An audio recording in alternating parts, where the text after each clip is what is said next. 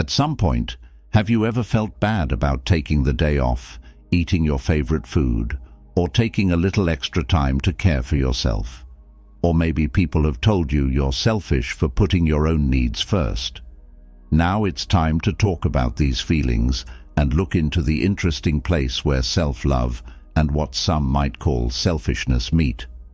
This video goes into the thoughts of some of the most important philosophers and scientists from throughout history. These are thinkers who have been brave enough to question the status quo and show us how self-love and selfishness affect our lives in deep ways. Friedrich Nietzsche, Carl Rogers, Abraham Maslow, Aristotle, Ayn Rand, Jean-Paul Sartre, Buddha, and Erich Fromm all had ideas that changed the world. We will find the secret knowledge in what they taught and use what we learned to improve our own lives. The world around us gives us mixed messages all the time about how to love ourselves and be selfish. On the one hand, we're told to be kind and selfless, to put others before ourselves, though we are told it's okay to love ourselves and that our own wants should come first. When we get these mixed messages, we might feel lost and guilty, not sure how to find the right balance. You can use what we're talking about today in your personal and business life because of this. To live happier, more peaceful lives, we need to learn more about self-love and greed. We can learn to love ourselves with all of our flaws and strengths without feeling bad or being seen as selfish if we set limits and make time for ourselves. I used to have a hard time with these very ideas. I would sometimes skip rest, fun, and even health just to keep from being seen as selfish. I would do anything to help other people, even if it meant putting my own health at risk. Before I started learning philosophy and psychology, I didn't understand how important it is to love yourself and be selfish in some ways.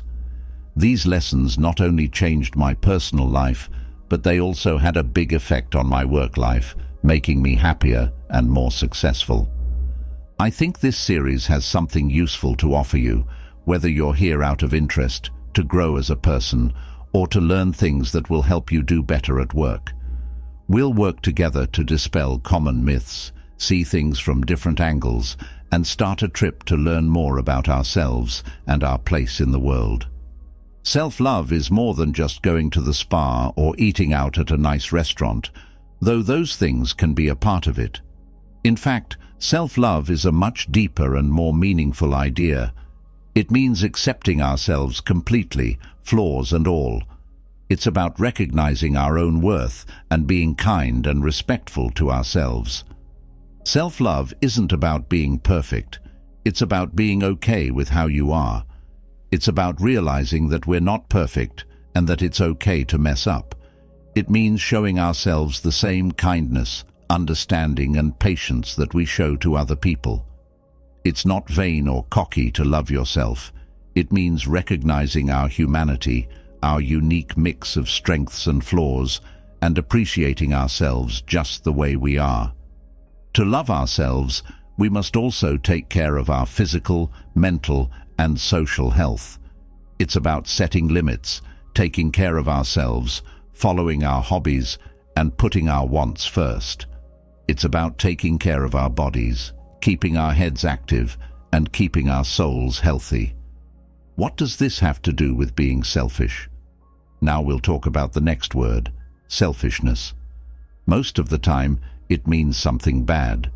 Most of the time, it's used to describe someone who puts their own needs ahead of others, even if it means hurting them or ignoring their needs. But there is more than one side to this story, as there are to many ideas. When we talk about greed in this situation, we're not talking about this harmful, careless behavior.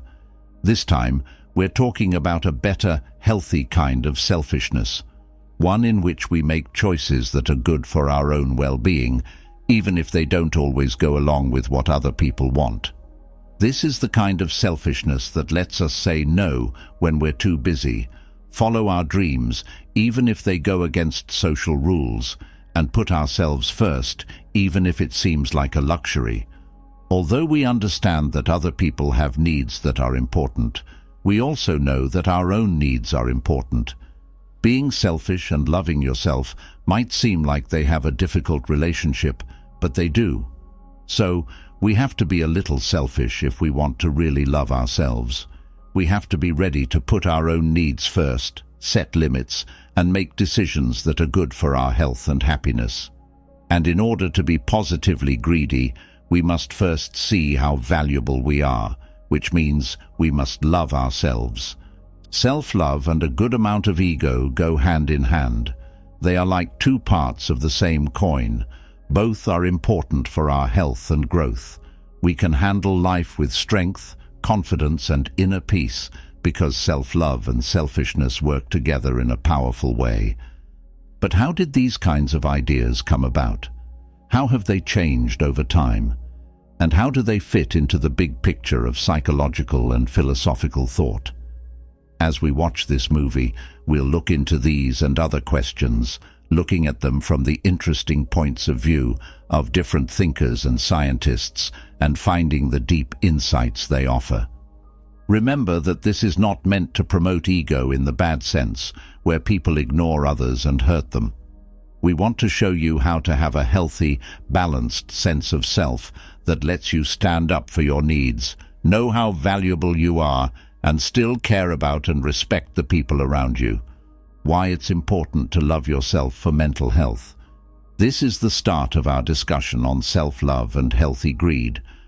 These are two ideas that are deeply linked and play key roles in our mental health, personal growth, and general well-being.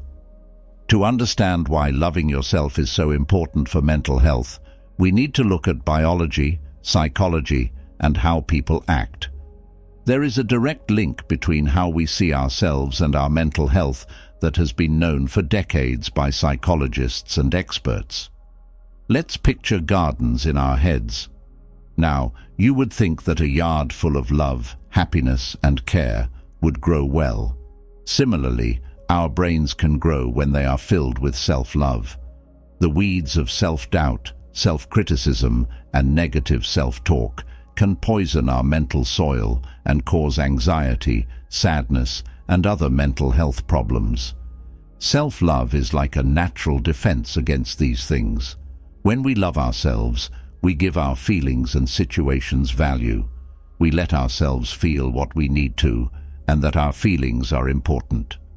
This kind of support can stop people from repressing their emotions, which is often a sign of mental discomfort.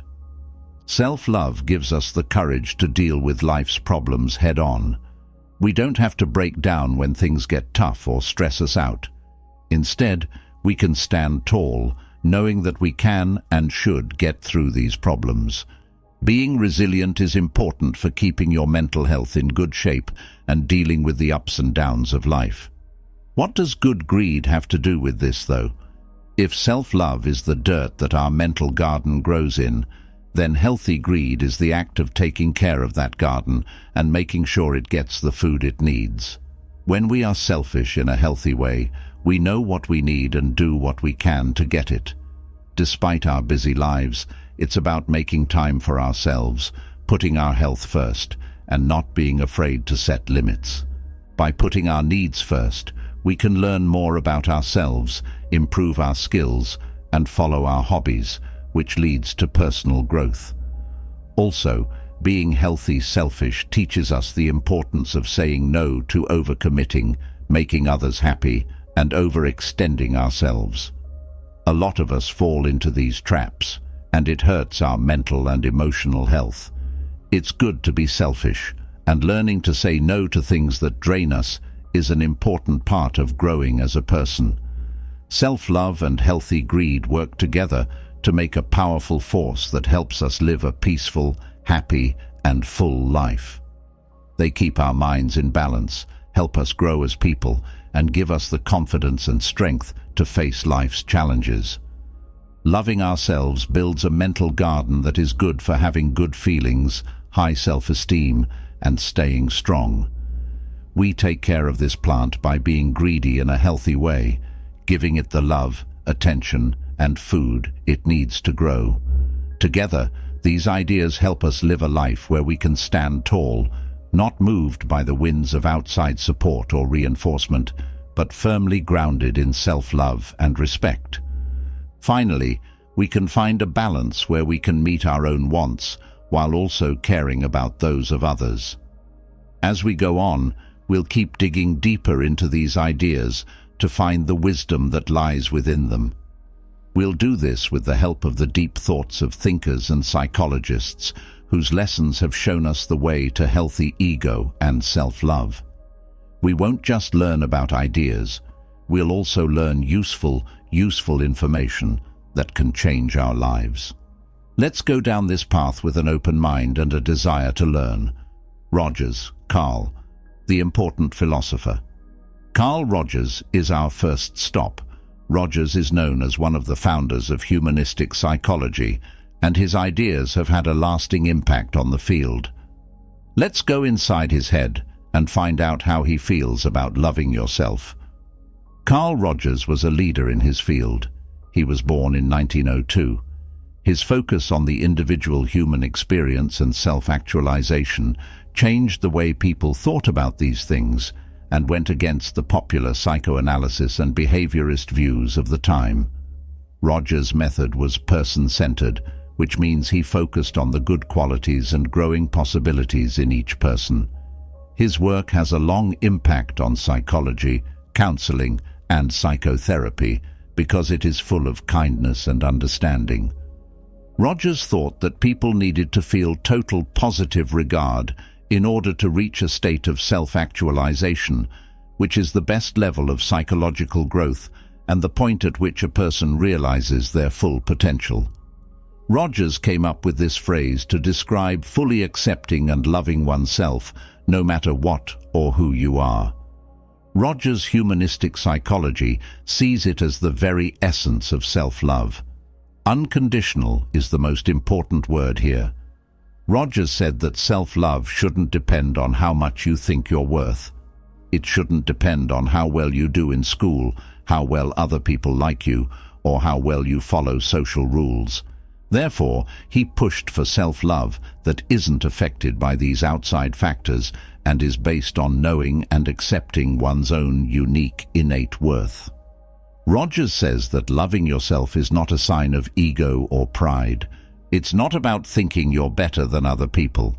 It's about recognizing your own worth, being open to your own experiences, and believing what you think and feel. Rogers thought that this kind of self-love is essential for personal growth and reaching one's full potential. When we love ourselves no matter what, we make it safe to explore and learn about ourselves. We let mistakes happen and learn from them, which helps us grow as people. We also develop an internal center of evaluation, which means we trust our own decisions and don't just look to other people's ideas to back them up. Roger thinks that loving ourselves also means accepting that we can change and grow.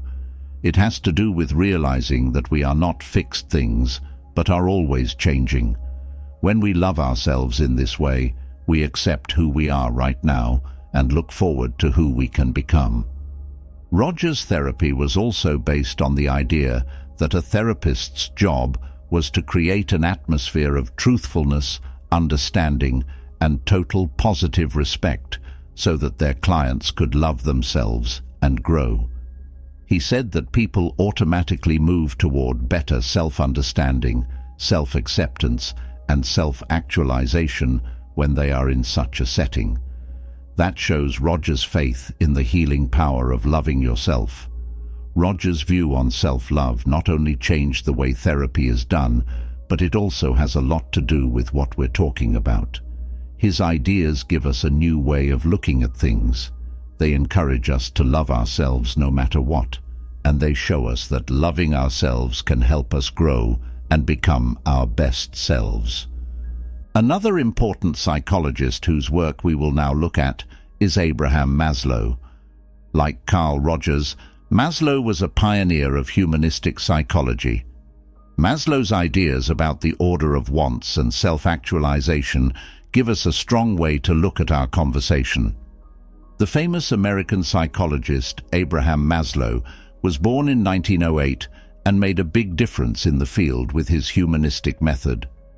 This way of thinking, which is sometimes called the third force in psychology, stressed that people are good by nature and that healthy mental growth is very important. Maslow is probably best known for his theory of the hierarchy of needs, which is still used today in business, marketing, psychology, and even education. Maslow put the idea of self-actualization at the top of his hierarchy of needs because it was the most important thing to him. Maslow said that self-actualization is the process of reaching your full potential over time. This idea is connected to what we talked about when we talked about self-love and healthy greed, because it includes the idea of growing and improving yourself. At the base of Maslow's ladder of needs are basic needs like food and water. At the top are self-actualization needs. Maslow says that people must first meet their basic wants in order to go after their more important ones. In other words, someone must first meet their needs for safety, love and connection, and respect before they can try to become their best selves. Self-love and greed can be seen in a very interesting way through this idea. In the framework of Maslow's structure, loving yourself is an important part of meeting all of these needs. The more we love ourselves, the more we take care of our wants, from the physical to the mental. Self-care, which could be seen as a good form of selfishness, is an important step on the path to becoming your best self. Maslow also talked about how important self-esteem was in the order. He did this to show how self-love and respect are for personal growth. It was his idea that people need to respect themselves and others in order to move up the system. Self-love is very important because it's what makes self-esteem and self-respect possible. In addition, the search for self-actualization can be seen as a good form of greed. Maslow says that seeking personal growth, satisfaction, and high moments is a part of self-actualization. It's about getting better at being yourself. It could be seen as selfish to pursue this goal, but it is a good and healthy one because it leads to personal growth and joy by focusing on one's own wants and growth. A certain amount of greed is important for living a happy life, according to Maslow's theory. But it's important to remember that Maslow also saw transcending, helping others, and seeing a link with the rest of humanity as part of self-actualization. Maslow's view adds an interesting new layer to what we know about loving yourself and being selfish in a healthy way. His writing shows us the way to self-actualization by focusing on how self-love helps us meet our wants and how healthy greed is for our personal growth.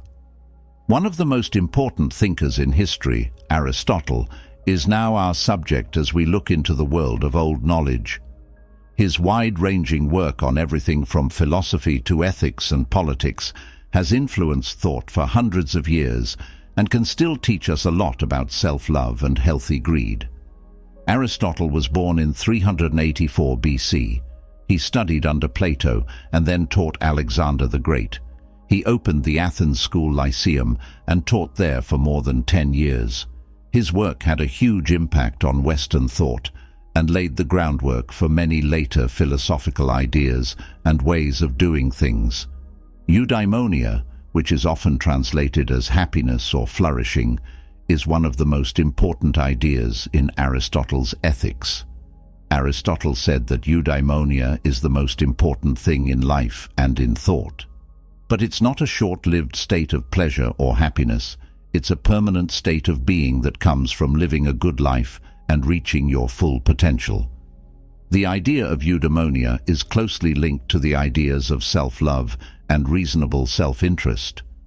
Aristotle said that loving oneself is not only okay, it's important for eudaimonia.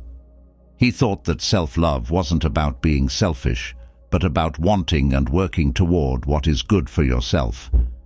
Aristotle's idea of reasonable self-interest is related to his idea of self-love. He said that we are logical humans who want to reach our fullest potential by nature. So, to truly love ourselves, we need to seek virtue and knowledge and basically become the best versions of ourselves. Healthy selfishness means wanting to grow and be happy for yourself without hurting other people, and as a way to make the world a better place. Let's look at some real-world examples to help you understand how Aristotle's ideas can be used. Like, let's say you're an artist. According to Aristotle, loving yourself means putting in the time and effort to get better at what you do, find and use your own unique artistic style, and reach your fullest potential. You can make a difference in the world in your own unique way by realizing your interest and ability. Or think about a situation where you have to choose between a high-paying job that you don't like and a lower-paying job that you really want. Aristotle said that one way to love themselves is to choose the road that makes them truly happy and helps them reach their full potential, even if it seems harder or less profitable. These cases show what Aristotle meant by eudaimonia, which is a happy life that you achieve by being good and doing your best. Self-love and a certain amount of ego are not only good, they are necessary in this situation. As a result, they push us to become better people and reach our full potential, which is good for us individually and, by extension, for our communities. Aristotle's knowledge opens up a new way to think about self-love and healthy greed. It supports the idea that these ideas are not at odds with each other, but work together to make a happy life. His ideas make us think about our abilities, our interests, and the decisions we make. He stresses the significance of loving ourselves well and making smart decisions for our own benefit in our search for eudaimonia. We are now in the company of Ayn Rand, a controversial but important figure in both writing and thought. Ayn Rand was born in Russia in 1905 and moved to the United States in the 1920s. It was there that she created objectivism, the philosophical system that her books like The Fountainhead and Atlas Shrugged explain. Rand's philosophy supports a kind of moral egoism she called the virtue of selfishness. This gives us a unique way to look at self-love and healthy greed. Objectivism, Rand's theory, says that the most important thing in life is to be happy. She pushed for a kind of logical selfishness in which each person's own life and happiness are their most important goals. Objectivism says that everyone has a moral duty to look out for themselves, not help others, and protect their own rights. Rand says in her book, The Virtue of Selfishness, that her idea of selfishness is not caring about other people, but not being willing to give up something for them. It's important to note that Rand's idea of reasonable greed doesn't support hurting or taking advantage of other people. It's about being true to yourself, sticking to your goals and beliefs, and living in a way that makes you happy in the end. Rand said that people should use reason to figure out what is best for themselves and not fall for the trap of quick satisfaction or short-term benefits that come at the cost of long-term well-being. Let's break down Rand's idea of reasonable greed to get a better sense of her point of view. The word rational is very important here. Rand says that being selfish doesn't mean acting on feelings or short-term wants, but rather acting in a way that is good for you in the long run. Rand says that someone who is truly selfish would never hurt others, lie, or steal, because it would not make sense for them to do those things. It breaks down trust, hurts relationships, and makes life difficult in the long run. Aristotle talks about self-love in the same way that Rand talks about selfishness. It involves a strong sense of self-respect and self-esteem. Rand says that being selfish means loving yourself, staying true to your ideals, and looking for ways to grow and be happy. Indeed, Rand says that this kind of logical greed is necessary for a society to be fair. Everyone should look out for their own best interests and accept the rights of others to do the same. This will create a society where people work together and value each other.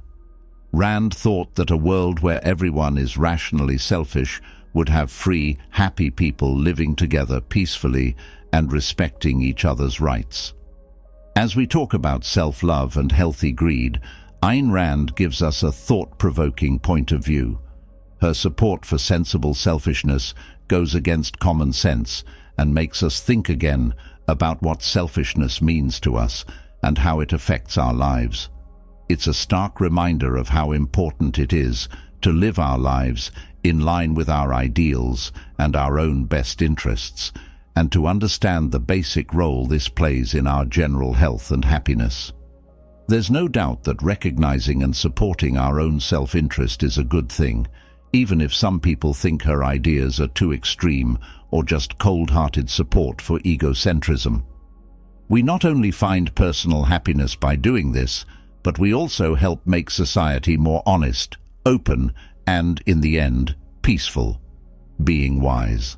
Our intellectual journey now takes us to the peaceful world of Stoicism, where we meet Epictetus, a famous thinker from this school of thought. Born around the year 55 AD as a slave. In Phrygia, Epictetus became one of the most important Stoic thinkers.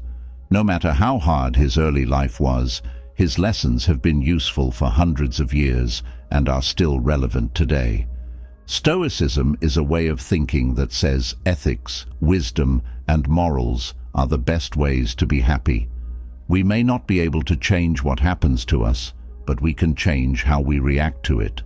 Stoic philosophy says that we should be cool and accept our fate and situations, while focused on getting better by being smart, self-disciplined, and good. Epictetus was a famous Stoic philosopher who is best known for his ideas about inner freedom and self-control. Some of his most important books, like Discourses and Enchiridion, go into great detail about these ideas. Epictetus says we need to know the difference between what we can control, like our thoughts, feelings, and actions, and what we can't, like outside events, other people's actions, or their views. This knowledge is what his theory and Stoic thinking as a whole are built on. Epictetus's idea of self-control goes beyond just fighting urges or acting without thinking. Instead, it's about being able to control how we feel and respond to things happening around us. It means realizing that our inner state, or happiness, is not determined by what happens to us, but by how we answer it. This point of view is very much in line with self-love because it tells us to take care of our mental and emotional health and keep our inner peace.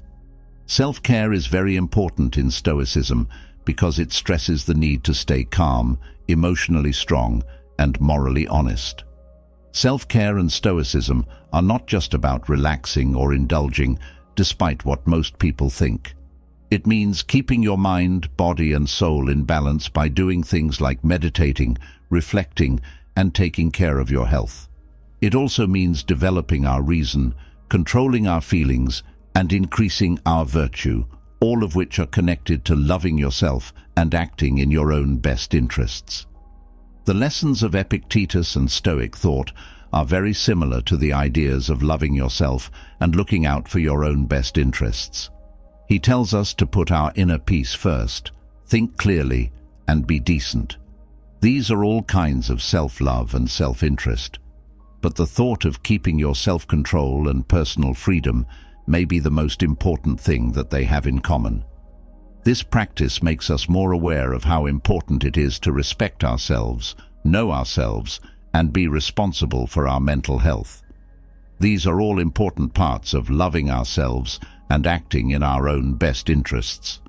Putting Epictetus's ideas into practice in our daily lives can have big impacts. Let's say that a project at work is making you feel worried. In that case, don't let your worry take over. Instead, use Epictetus's advice to focus on what you can manage. You can't change how the job turns out, but you can change how hard you work on it, how you use your time, and how you deal with stress. Or, if you are having a hard time with your self-esteem, reading Epictetus's writings on inner freedom can help. Understand that your worth is not based on what other people say or what happens to you, but on your good qualities, what you do, and your inner happiness. Our next guide is Jean-Paul Sartre, a French philosopher and one of the most important figures in existential philosophy. He will help us find our way through the complicated maze of self-love and selfishness. Sartre was born in Paris in 1905 and wrote and thought a lot. His ideas have had a big impact on Western philosophy, especially existentialism and phenomenology.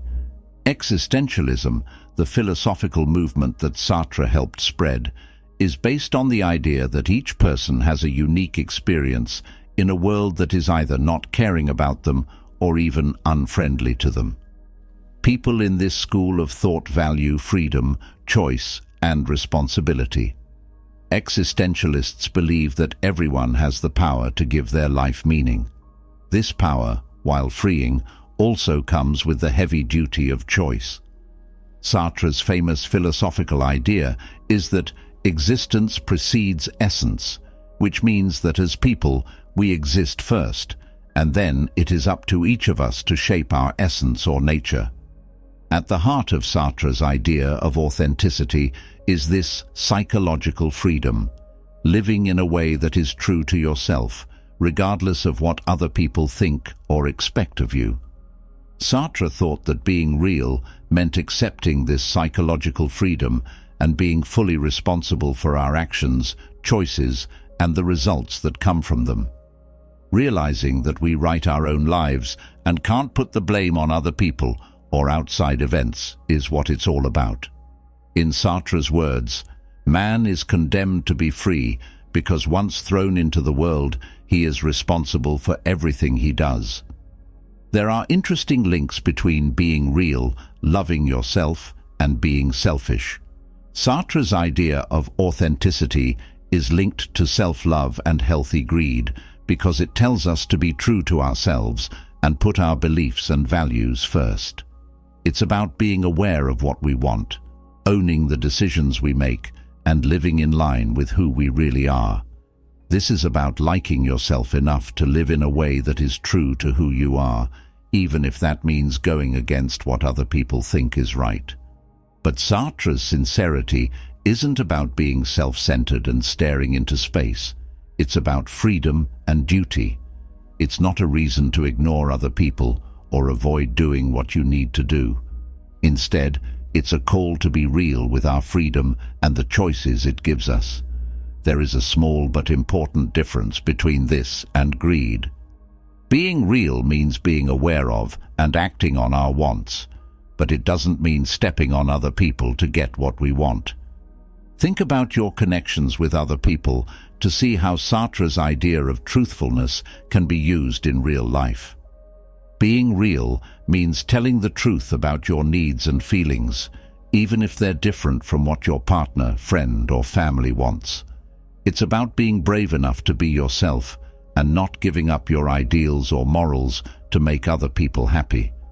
When you're at work, living sincerely might mean picking a job path that makes you happy instead of one that is famous or pays well. It means recognizing your goals and passions and being responsible for the decisions that are in line with them. Sartre's idea of sincerity is an interesting way to look at self-love and healthy greed. His philosophical philosophy tells us to enjoy our freedom, take responsibility for our lives, and be brave enough to live honestly. This helps us learn more about self-love and greed. Buddhist thought. Let's keep going on our intellectual trip. This time we'll go east and find safety under the Bodhi tree of Buddhism.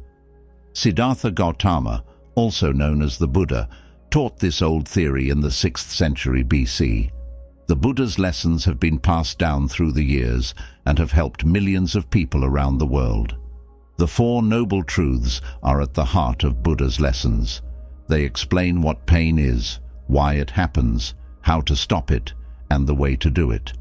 The Noble Eightfold Path is what the Buddha said you should do to end your pain and reach nirvana, which is a state of perfect peace and understanding. The middle way, which is also called the Noble Eightfold Path, is an important part of what the Buddha taught. The middle way is a road of balance, somewhere between giving in to your wants and not giving in to your needs. It stays away from both sides and instead encourages a calm and thoughtful way of living. The Buddha found this way after trying both extreme poverty and lavish wealth and learning that neither was the way to true happiness or enlightenment. This road covers all areas of life, including knowledge, morality, and mental control. It includes having the right view, the right intention, the right speech, the right action, the right livelihood, the right effort, the right mindfulness, and the right concentration. These things, taken together, make up a healthy way of life that helps people be free from pain. When we look at what the middle way means for self-love and selfishness, we see an interesting relationship. Self-love in the Buddhist view can be thought of as caring about your own, both physical and mental health.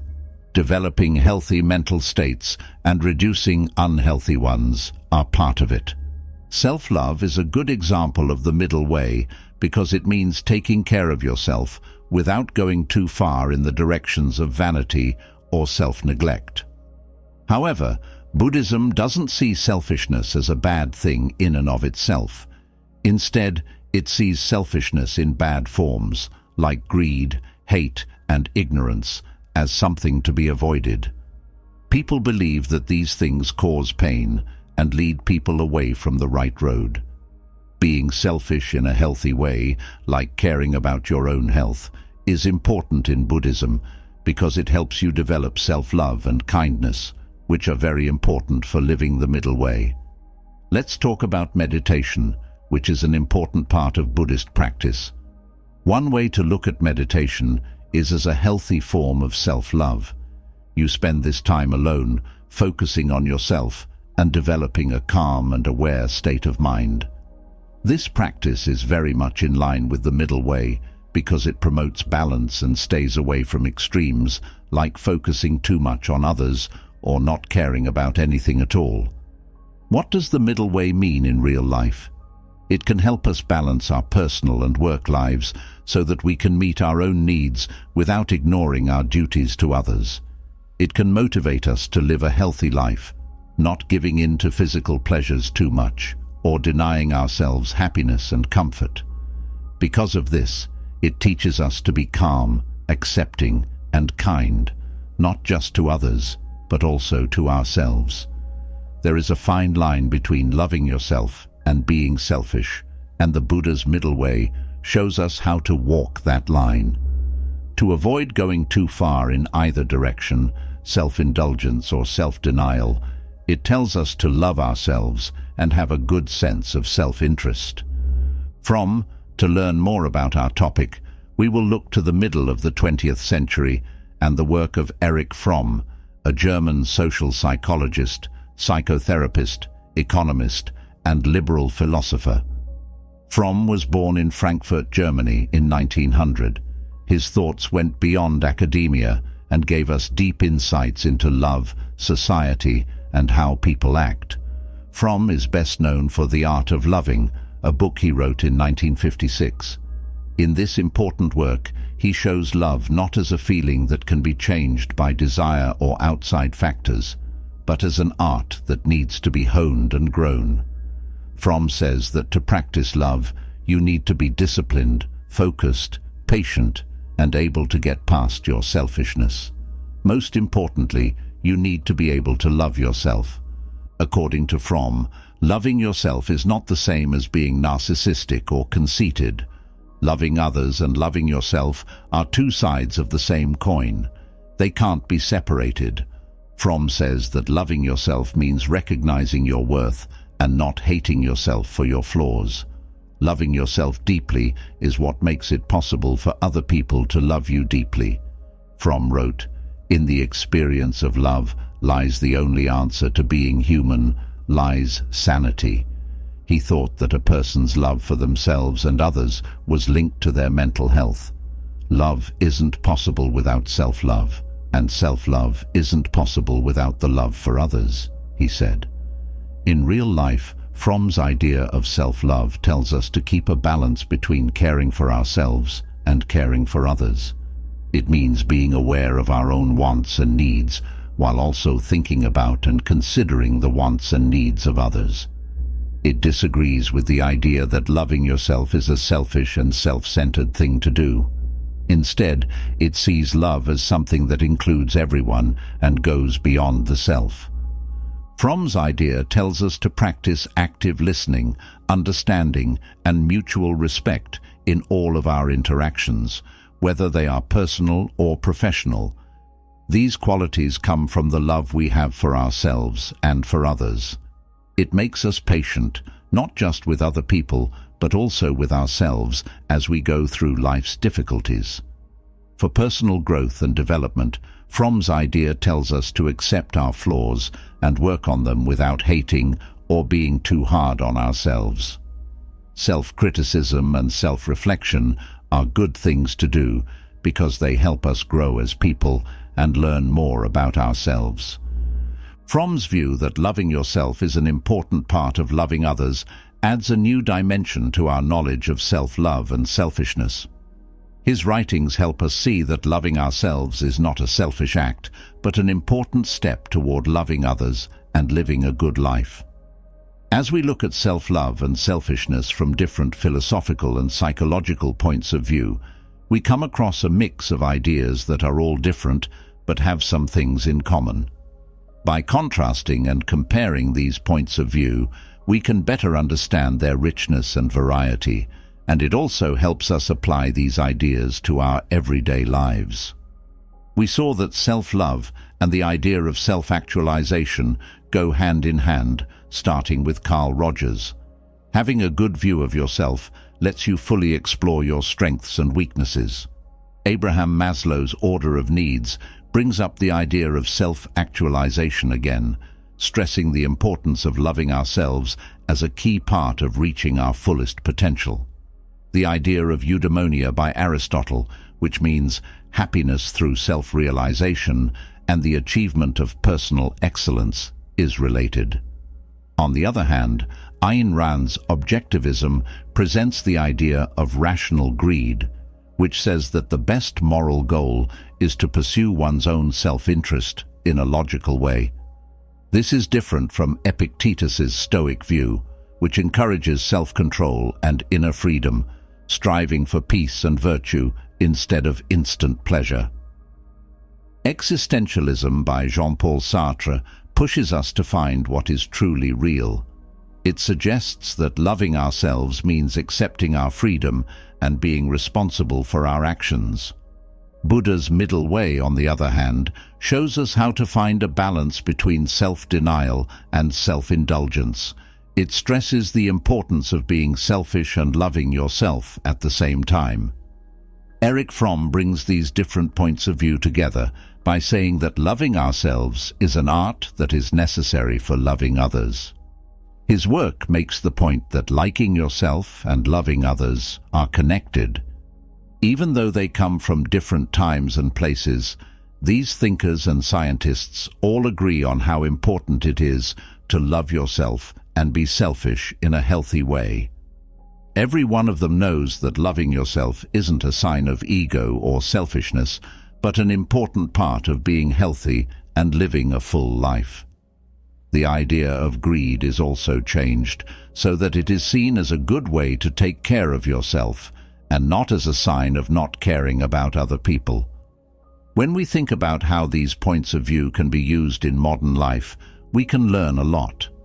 Self-love means knowing how valuable you are and being kind and respectful to yourself. It means knowing what our physical, social, and mental wants are and meeting them. Being healthy selfish, on the other hand, means having limits and making time for yourself even when you're busy. It's about standing up for our own goals while still caring about and understanding other people. These moral and psychological points of view remember us that we need to take care of ourselves too, even though the world often tells us to put other people's needs before our own. As the saying goes, you can't pour from an empty cup. By taking care of ourselves, we make it easier to make the world a better place and make the lives of those around us better. Philosophers and scientists like these should be our guides as we go on our own journeys. Let their ideas guide us as we walk through the areas of self-love and selfishness. We are trying to find a balance that helps us grow as people and makes for a good life. Always remember that self-love and healthy greed don't get in the way of our growth. They actually help it. They are what keep us going in a life that is not only good, but also important, satisfying, and truly our own.